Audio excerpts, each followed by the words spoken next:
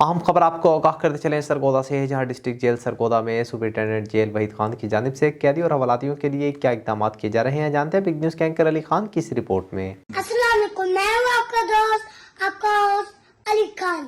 आप देख रहे हैं बिग न्यूज़ का बिग प्रोग्राम।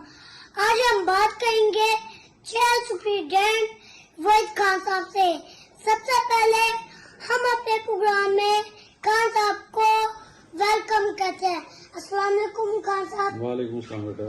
खान साहब, उम्मीद है अल्लाह के घर से आप सब खैर से होंगे और आपके लिए खाना भी खैर से होंगे। सबसे पहले हम खान साहब को दोबारा सरगोदा जेल तैनात होने पर बार पेश करते हैं।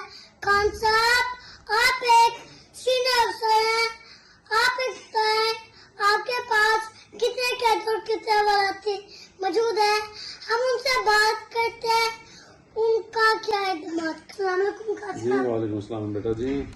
खान साहब, आपके पास कितने कैदी हैं?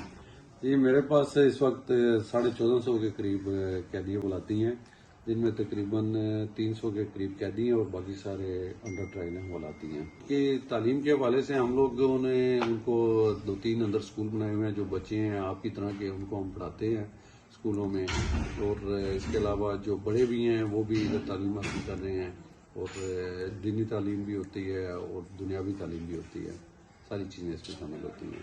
ओके जी, इनकी बात सुनी। इनका कहना था हम कैदियों के लिए दिन और रात मेहनत करें। कैमरामैन उमर खान के साथ अली खान, बिग न्यूज़ सरगोदा।